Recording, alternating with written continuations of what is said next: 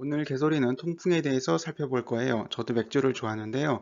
마지막엔 맥주와 통풍과의 관계도 알아볼 겁니다. 다음 그림과 글 모두 1600년대에 기술된 거예요. 실은 나폴레옹도 걸린 병이 통풍인데요. 통풍에 대해서 어떤 사람이 이렇게 써놓았네요. 자, 살펴볼까요? 새벽 2시라는 키워드가 나오고 엄지발가락 그리고 통증이 너무 심해서 이런 말로 기술이 돼 있어요.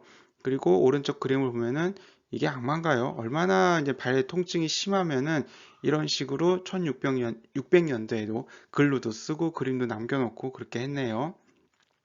자, 그러면 통풍이 뭐냐? 관절에 요산이 쌓이면서 염증이 생기는 병이 통풍이에요. 관절에 요산이 쌓이면서 염증이 생기는 병이에요. 유전적 요인과 식습관에 관련된 병이에요. 자, 관절이 이렇게 생겼는데 이렇게 붓고 빨개졌는데 누르면은 얼마나 아프겠어. 이거를 엑스레이로 살펴보니까 관절 주변에 뭔가 구름처럼 뭉게뭉게 뭐가 쌓여 있죠. 예, 이런 게 바로 이제 통풍입니다. 어, 우리나라에서는 실은 그렇게 빈도가 높지는 않아요. 한 1%에서 3% 정도 경험하게 되고요. 남성이 압도적으로 많은 질환이죠. 보통 중년에서 처음 진단되기도 하고 여성 같은 경우에는 폐경기 이후에 조금 발생을 해요. 최근에는 첫 진단되는 연령대가 조금 빨라지고 있는 게 최근 경향이기도 합니다. 자, 통풍, 발작, 뭐 발작이라고 쓰지만 영어로는 그냥 어택이라고 써요. 어택이라고 쓰는데 갑작스럽게 찾아오는 극심한 관절통이라고 보면 돼요. 이렇게 갑자기 찾아오는 게 처음 시작하고 한 4시간에서 12시간 사이에 통증이 너무나도 심해져요. 이렇게 아픈 이유가 아까 그 엑스레이에서 뭉게뭉게 있던 거를 이제 현미경으로 살펴보면은 이렇게 여러 개 핀이 보여요. 그래서 실제로는 무수히 작은 핀이 너무나도 많이 관절에 그냥 찔려져 있다고 생각하면 돼요. 그러니까 당연히 아프겠죠. 자, 그러면은 어디에 많이 찾아오느냐? 90% 정도가 엄지발가락 안쪽에 생겨요. 90% 정도가 여기에 생기는 거고 그 이외에 발목, 무릎, 그 다음에 팔꿈치에 조금 생기기도 해요. 그러면은 치료는 어떻게 하냐? 자, 급성기 치료.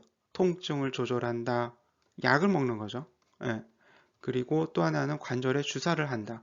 움직임 제한, 체중 식기 제한, 냉찜질 이런 것들이 조금 도움을 돼요.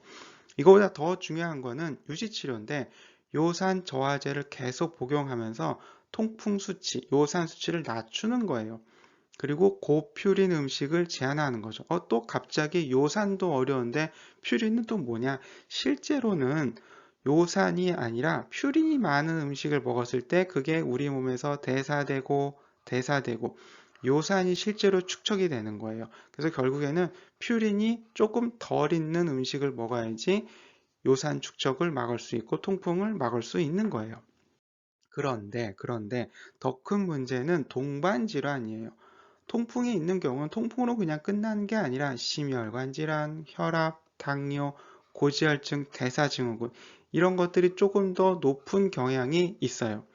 그리고 여성에게는 통풍이 있다고 하면은 다른 관절염도 조금 더 많이 관찰되는 경향이 있어요. 그러니까 이런 동반 질환에 대해서도 조금 더 주의할 필요가 있지요.